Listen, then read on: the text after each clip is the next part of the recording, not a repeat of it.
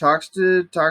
Okay, so next we have we're at the comedian's funeral, and we find out that we start to get even more backstory about the comedian as he related to the different characters that are at the funeral, which are Night Owl and Ozymandias and Dr. Manhattan. Each of them, it shows a portion of the story where each of them are involved, and it gives pretty. more information about each one of the characters and their relationship to him, as well as going back in history and talking about the Minutemen. And well, let me back up. That's happening at the funeral at the same time, because Lori didn't go to the funeral because she hated Blake. She went to go visit her mother. And so when she's at her mother's, they start talking about the Minutemen and the original team and the people that were involved, and the fact that at one point the comedian tried to sexually assault the original Silk Spectre. So that actually is very important, because Hollis Mason, who was the first Night Owl, wrote a book called Under the Hood. Now, the thing about Under the Hood, and remember when I told you that this is broken down into 3 parts? So you've got the story proper, the Black Freighter, and the inserts. Well, the inserts are, the first couple of inserts are pages from that book. So you start to get the history of Night Owl and the history of the Minutemen and some of the things that went on. Right. So the really cool thing as you read the Watchmen, you have to be able to hang on to the story while you stop to read the other stuff.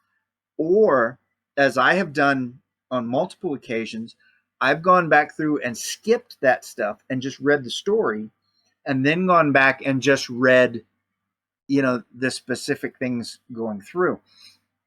So anyway, so she's with her mother, and her mother's telling you, where they're talking about things and they're remembering things. So we get to the point where Rorschach is still going back and forth with people, trying to figure out what's going on. Then we find out that Rorschach goes to visit one of the old villains named Mulak, who is kind of like a Zatara, or from DC Comics, or a John Constantine kind of character who was sort of magical and that sort of thing. And so Rorschach went to him and found out that he was dying of cancer. And then later on, as the story progresses, you find out that many of the people who were in contact with Dr. Manhattan have cancer.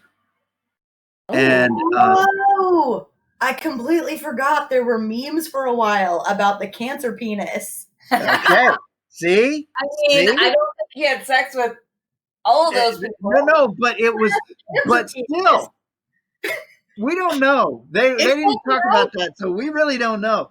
But doesn't he just walk around naked all the time? Well, see, or does he walk around anywhere? But see, that's what happened in the story. And when we're talking about Dr. Again, Quentin Tarantino, Pulp Fiction kind of thing, we keep jumping back and forth, to all the, so that when they start telling the story about Dr. Manhattan, when he was a scientist who got blown up in a experiment, but then he put himself back together. And when he put himself back together, he became omnipotent and he could do anything. So he was the one true superhero. He was the one person who actually had powers in this whole story. I don't think that's what the sassy friend in the TV shows means when they say "get it together." But yeah. So anyway, so when he becomes a hero and he becomes like the government sponsored hero, they have him in a costume but as he continues on and he becomes more detached from humanity, he starts his costume starts whittling down. It's just like, fuck you all, I'm wearing a diaper. Basically he's like, I don't care. I'm naked, big deal. Here's my thing. It's big deal. Yeah. I was waiting to see if you laughed at that. But it was like at one point in time they asked him about death, and he said a dead body, human body, and a live human body is exactly the same. It has the same number of molecules. It has the same makeup. There's absolutely no difference. So death is an abstract, right? So death is an abstract concept, and that's the thing you have to remember about Dr. Manhattan is that through this whole thing, he's losing touch with humanity. Is Lori like getting with that dude? Like, okay, and that's the thing is he and it was like, and because of that, she actually ends up leaving him and ends up with Night Owl because they have a lot of in common, and that so then we're finding out that all these people have cancer, and they end up somebody who works for the New Frontiersman, which is a right-wing newspaper, kind of like the National Enquirer, but with for Republicans, and so they ambush him on a talk show and say all these people are, and so he gets upset and he leaves and he goes to Mars, and he's just there. I'm out. Yeah. So exactly, he's like, peace out, I'm gone. I'm tired of you people. I'm tired of you. Because basically, and that sad comic panel where he's just sitting on Mars. Exactly, he's just sitting on Mars, trying to understand. What are you doing? Like, a dead body is the same as an alive body. Like, exactly. Why are you all so mad at me? So then, while all this is going on,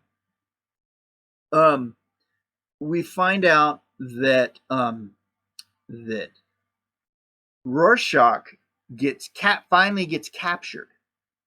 Okay, and we find out that he is messed up. I mean, yeah, big time. And it's not just a Batman like I saw my parents killed and so now I'm fighting for justice. It's like he's messed up, and they have a whole thing where he snapped when he was investigating a kidnapping, and it turned out that I mean this is okay. It turns out that the child that got kidnapped got killed and got taken apart and fed to some guy's dogs. And and so that really it would mess anybody up, but that really messed him up. And it really set him to the whole, there is good and bad, and that's it. And that's not even talking about all the other stuff that messed him up. And that would really mess you up. Like, that probably ruined his enjoyment of dogs. At that point, okay, and here's why, in my opinion, it's just my opinion, it's nobody else's, in my opinion, Alan Moore is sick. Okay? He's very sick. Because he has issues, and here's why. It was 2 German Shepherds, and he named them Fred and Barney. Okay? That's just wrong. So anyway, so all this happens. So Rorschach gets sent to prison, right? And there's a whole nother thing about Rorschach in prison and talking to the prison psychiatrist, and they've got all that stuff going on. And then there's another insert that's got a lot of his like file and history and all that kind of stuff. And there's this one really awesome scene where he's he's getting like his meal, and he's this one guy is gonna shank him. And for those of you who don't know, a shank is a homemade knife that you have in prison. So this one guy's gonna shank him, and he reaches over and he grabs the thing of grease, of boiling grease, and he throws it on the guy. And so then there's this big thing going on, and he starts screaming, and he's like, "You don't understand. I'm not trapped in here with you. You're trapped in here with me." And like that's Rorschach. I mean, that's the line, he's man. so but badass line. So I then didn't interrupt before, but viewers, if you didn't already know what a shank is and you learned that from this show, I'm sure you're old enough to be watching. I just need all of you to take a moment and ask yourself, am I old enough to watch this show? Oh my gosh. Probably not. No, hey, computer, go away. The more the more you know, and knowing is half the battle. Yo, Joe. The more you know, ding. And if you're not old enough to know what that is, right? References. Also, turn off the computer and walk away. You probably shouldn't be watching a show about Watchmen in the first place. Okay. No, I was just wondering how to insert my "knowing is half the battle" and Yo, the other Joe. violence quote. Right. That works here too. Fair. Okay, so wait, ching. Oh, clink. Okay. There you go. Okay. But all right. So we're talking about Rorschach's in prison. Yes. And about this time, Lori and Daniel, who is Silk Spectre and Night Owl, decide, they're going to dress up and go do hero stuff because, what the hell. So they go and do that, and they rescue a bunch of people from a burning building, which is awesome. It's very, very hero-y. Yes. And then they decide, for some bizarre reason, hey, let's go break Rorschach out of prison. So they go to do that, and they break Rorschach. Rescue the prisoners because they're trapped in there. Right. Well, but see, at this point in time, there's a riot going on. When they get there, there's a riot going on because there's a riot. Let's start a riot. This is the second long episode. All right. So no, that's good. So they went to the prison, and they broke Rorschach out, and about that time, because remember, John was on Mars, okay, and John went and got Lori, and he took her back to Mars because he was trying to gain some sort of. Did he help her breathe? Huh?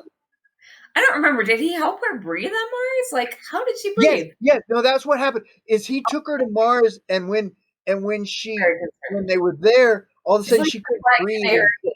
In the story, I've got to be. So he did the whole Dr. Manhattan thing, and all of a sudden she could breathe.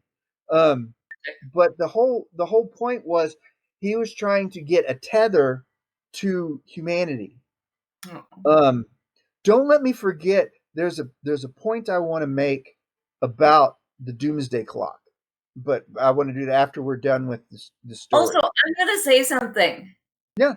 It is not a woman's responsibility to be a distant dude's tether to humanity. Thank you. I don't disagree with you. I would be your tether to humanity. But I love you for that. Because I have to be. Because he had that relationship with her. She was his lifeline. It doesn't necessarily have to be a tether. It can, she was the person he was depending on to help, and in any good relation. That's Well, okay, I don't disagree with you, but in any good relationship, you have that you can count on that person to be there for you when you need that. you That shouldn't have to send them to Mars for that. No, I don't disagree. Yeah, well, Especially there's nothing because on you should be free to like hook up with Night Owl. there's nothing on Mars. So I mean, except a little guy from the Looney Tunes, with the helmet and Right. Marvin. Um, Also, I've heard that Mars is a terrible place to raise your children. In fact, it's cold as hell. that's what Elton John said. Um, but And when your kids come out blue, or probably she'll get cancer from his dick. See, no, Arnold Schwarzenegger was on Mars. And then they had the whole thing with the woman with the three chestal things. I love how delicately you put that. Hey, I'm nothing if I'm not sensitive to younger viewers. Um, You are a gentleman through and through. I try. I am not sensitive to younger viewers. This show is not for younger viewers. Make no mistake, people. Younger viewers, turn away. Plug your ears. Let me get to the end of this story because I'm gonna wrap it up quick here. Yes, please. I apologize. No, you're fine. It's just this because I kept wondering when we were talking. This is a hell of a story. I mean, seriously, if you have not read it, amazing. It's not a sit down in one afternoon or sit down in one evening and read this thing. It's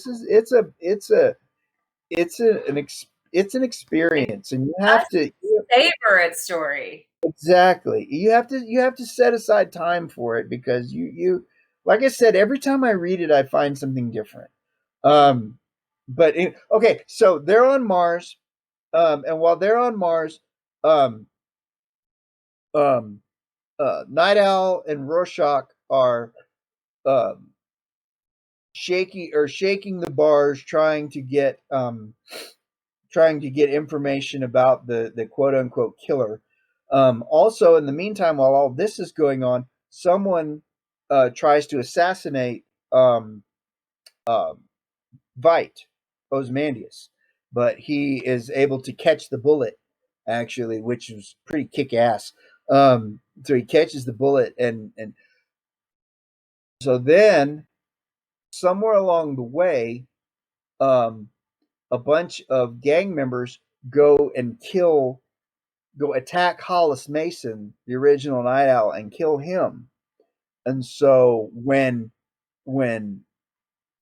Daniel, the Night Owl number 2, and Rorschach are trying to shake people for information, they find out about this, and Daniel goes nuts, and he starts beating the crap out of That's adventure. So yeah, exactly. And there's really, if you go back, I haven't really touched on as much the relationship that those two had, which was really cool.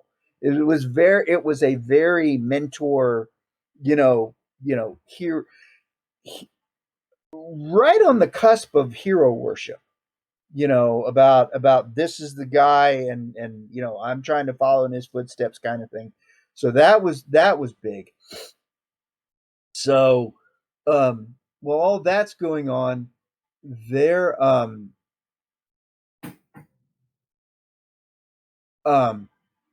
they figure out that something's going on with Vite, and so they're going to go and because they go to his office and they find some information, and so they're going to go to his base in the Antarctic, which is kind of like the Fortress of Solitude, and they're going to go ask him some questions. So they get there, and at the same time, um, when they get there, uh, by the way, best character in the entire Watchmen universe is Bobastis. Bubastis is the genetically engineered giant lynx that Ozymandias has, and she's awesome. And that's the best character in the whole, in my personal opinion, that's the best character in the whole thing. But anyway, so they go there, and they find out that this whole thing, the whole thing, has been a setup, and it has been Ozymandias the whole time.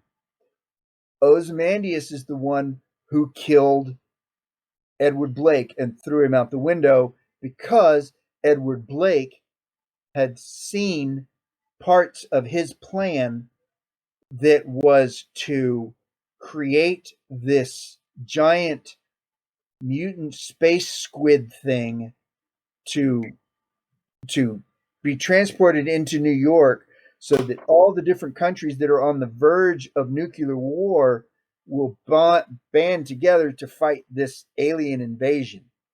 Um, and Edward Blake, the comedian, saw the island where all the artists and all the genetic scientists and all the people were there putting this all together. And so he had to be taken care of. Same thing. He went to Mulak, the the um, the bad guy, and basically he was drunk. Go figure, and fessed up to everything, and so he had to be taken care of. So he got cancer. But that was all part of another plan. All the other people that knew Dr. Manhattan who'd gotten cancer, they got cancer from working for Adrian Veidt. And because he was trying to make everybody think it was Dr. Manhattan, because he had to get Dr. Manhattan out of the way so he could do this thing. So at this point in time, he's explaining everything. And Lie all along? do what? The cancer penis was a lie all along? Yes, it was a lie all along. It was just a really good penis. So you don't have to edit that out. You can keep that. No, we're keeping that. That's staying. All the penis jokes stay in. So all the penis jokes are staying. All right. Because later I'm going to post this on my wall. So anybody who is offended by that, I apologize. We're talking about Watchmen, and there is a giant blue thing in the. If you've seen the movie, if you've read the book, you know it's there. You can't just not talk about it. It's like the elephant in the room. You have to talk about the blue penis in the room. You have to talk about the blue penis in the room. So anyway, and by this time, Dr. Manhattan and Laurie show up at our Antarctic place with Ozymandias and Rorschach and Night Owl, who, by the way, has this really kick-ass winter. He's like Batman, and he's got all these different suits for all the different. So he's got this really kind of cool. Anyway, so they're doing all their stuff, and everybody's talking, and what's his name? What's his name? God. Dr. Manhattan is talking to Ozymandias, who's talking to, and Ozymandias is like, well, Night Owl is like, we're going to stop you. You can't. And he's like, do you think I'm stupid? This has all already happened. I'm not explaining it to you, so you can stop it. It happened 30 minutes ago. And then they show, this giant space squid thing in New York, and it's killed like thousands of people. And so then Rorschach says, well, I'm gonna back up. Before they left, I'm sorry, before they were left to go to Antarctica, Rorschach took his journal, which is like he's been writing this journal the whole time, and he put it in the mail and sent it to the New Frontiersman, the right wing Republican newspaper, National Enquirer thing. So he mailed it to them. So hold on to that because we'll need that later. So then, just hold on to it. And so then he gets ready to leave, and he says, I'm going to go tell everybody, because this ain't right. This is bad. This is wrong. And I'm going to tell everybody because there's right and wrong, and this is wrong. And we should have known that Ozymandias was a bad guy because he was wearing purple, and that has been coded bad guy color, yeah. Been coded in comic books. And it hurts me to say it because purple is my favorite color. Well, Prince was not evil. No, but comic book code. Okay, I see what you're saying.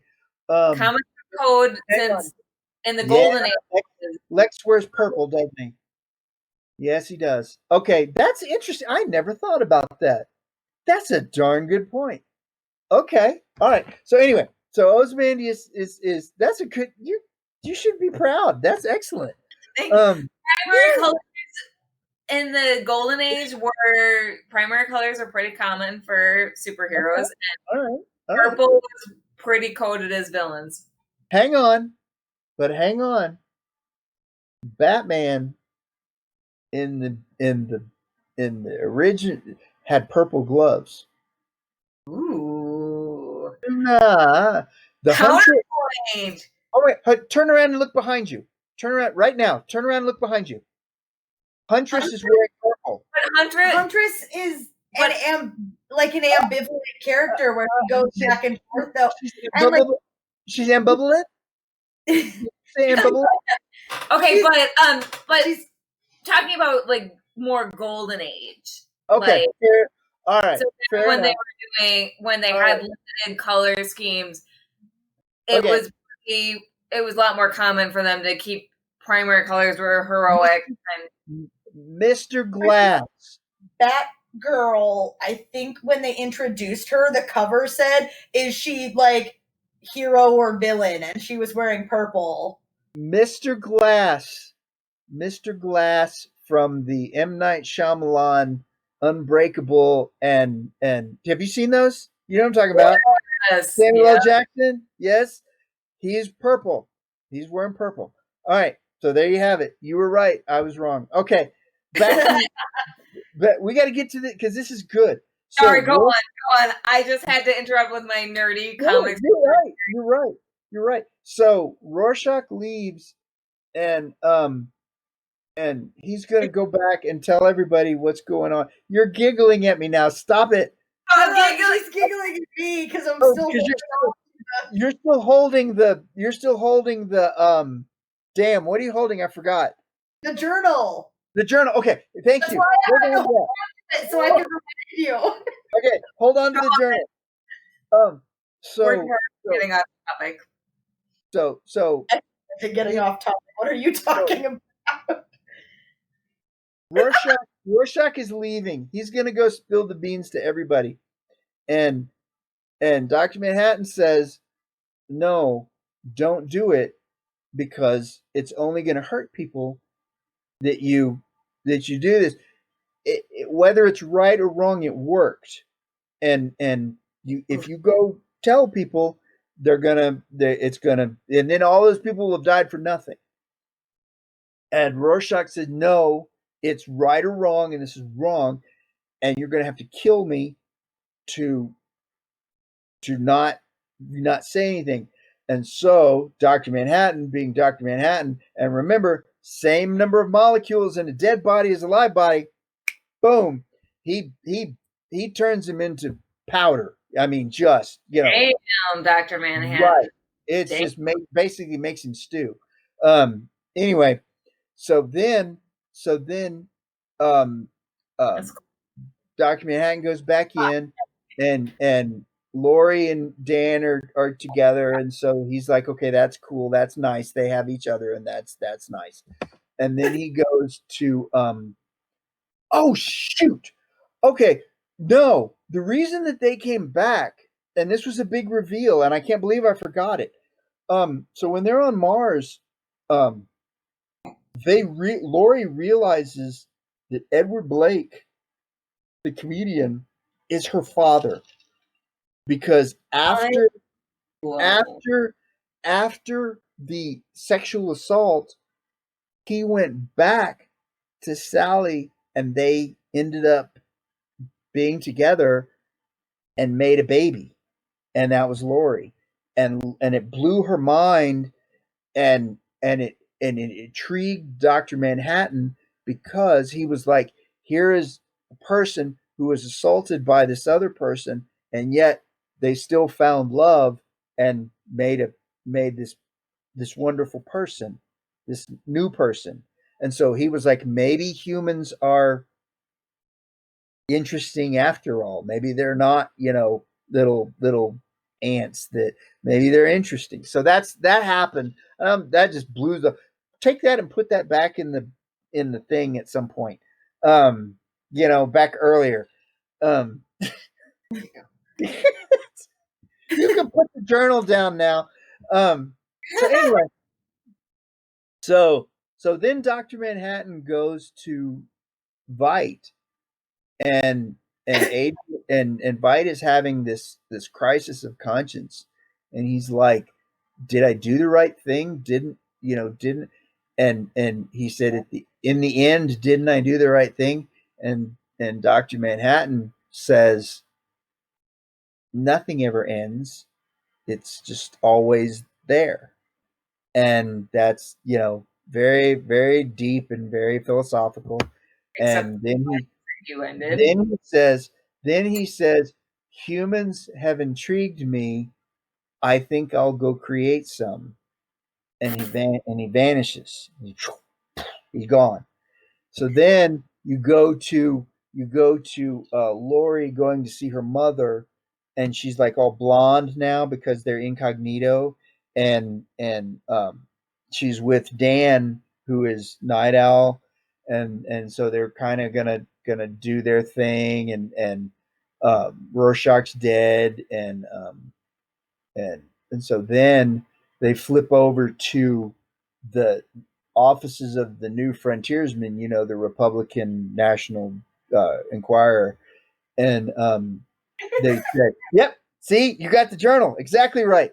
And so, then, like the editor says, we need something to fill some space, and he tells his little copy boy, he says, go find something from the crank file, and on the top of the crank file is the envelope that has Rorschach's journal in it, and then that's how it ends.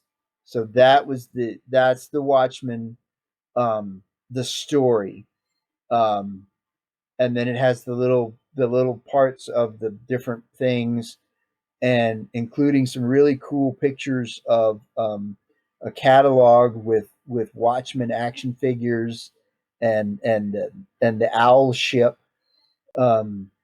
Which, just on a side note, DC Comics, Direct Comics, made an owl ship that is beautiful, but it costs a tremendous amount of money.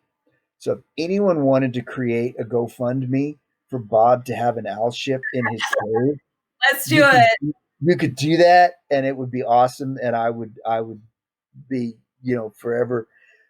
I'm just begging for stuff now. Okay, back to so they had that, and then there's the whole thing with the Black Freighter, which is a comic inside the comic, which is a story about pirates. And the reason that it was about pirates is because it was decided by Alan Moore and several other people that in a universe where there was really superheroes, they wouldn't have superhero comics. So they would have comics about something different. So they had a comic about a pirate.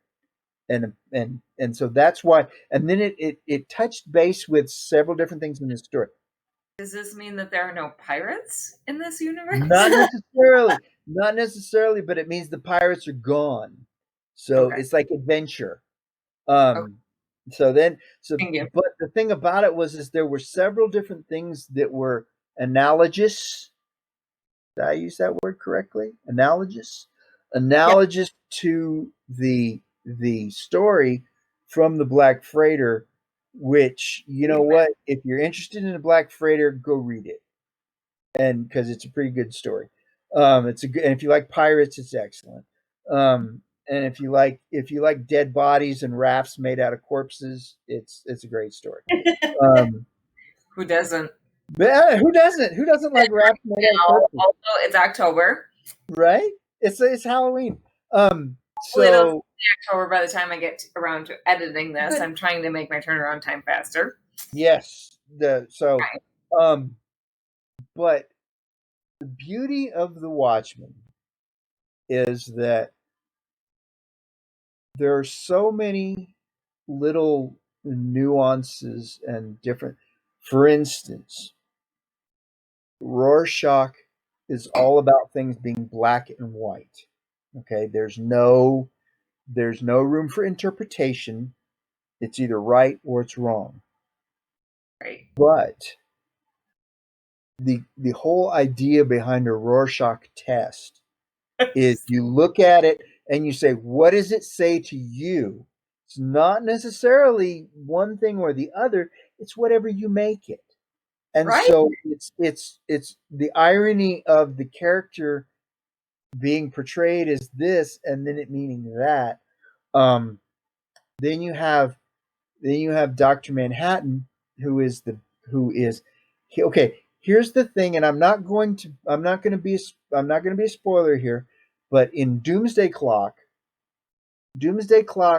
centers a lot on Superman. Superman is the central magnet to everything that happens in Doomsday Clock. Whereas Dr. Manhattan is the central magnet for everything that happens in Watchmen. Now, think about this. Superman is an alien who espouses the best of humanity.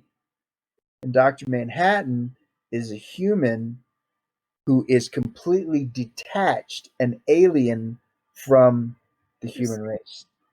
So, again, it's kind of neat how they did that. That was one of the things that I had when I was still had all my faculties about me earlier today, and I was making some notes. I wanted to make sure I talked about that because I knew at this point in time I was not going to be able to remember it, so I wrote it down in my notes. Because now people can go, "Dang, Bob, that's deep. That's deep. It is deep. Cool." Love it. Yeah, right.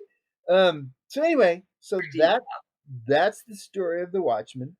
Um, again, there are so many different things that I didn't touch on. There's so many different things that you can check out, and the HBO show is fantastic. I would strongly recommend if you're going to watch the HBO show and you really want to appreciate it, read the story first. Read the graphic novel first. Um, there's a number of different things that got changed from the graphic novel to the movie Yes. that Zack Snyder did. However, I am one of those people in the group of people that believe that the Watchmen movie is a really good movie. And if you take it for what it is, you don't. If you try to say, "Oh, but it's not this and it's not this and it's not going to be any good." But if you just take it for what it is, it's very enjoyable. The Night Owl costume that I built that we talked about way earlier is actually a mashup of my favorite things from the comic book version and the movie version kind of meshed all together. So yeah, that's the Watchmen. And there you have it. I love it. And if you have any questions, don't ask me because chances are I'm not going to remember any of this. I love that. I think Watchmen is kind of like a Rorschach, and you can look at it at different points in your life and see different things, and it reflects back what's going on in society. I 100% agree, very much so. And I think that if you look at how it's from the time that it was done in the mid to late 80s and comic book industry at the time when things were getting very dark and gritty. And if you look, and here's another thing that's just a, you can go back and look at it, and if you feel like I'm wrong, that's great. Um, but you look at the 80s and you look at all the people, look at Spider-Man. Spider-Man got the black costume in the late 80s. Then, of course, later it was determined that it was a symbiote and Venom and all that good stuff. But at the time, it was just a black costume because it was gritty. Daredevil, Frank Miller did his whole thing with Daredevil, made Daredevil very gritty, right? It was all that. Captain America. Captain America had a black costume for a while and ended up being U.S. agent and all that. But everybody was jumping on the gritty bandwagon, and it was a different time. It changed. In a gritty bandwagon, though, I feel like stuff would stick to you when you get out. Also, I think we can soundly say that Alan Moore is not okay. Here's the thing. And I'm of two minds because I don't disagree with you. Alan Moore is a really gifted storyteller. Yes. He can do some amazing things. I have read a lot of I am an Alan Moore fan when it comes to his work. Alan Moore as a person, the things that I've read and the things that I've seen, that's a little iffy. But like V for Vendetta and some of the other things that he's the League of Extraordinary Gentlemen and all those things have been really really wonderful. I think that I just think he's got some darkness. he's got some demons. That's for sure. But then don't we all?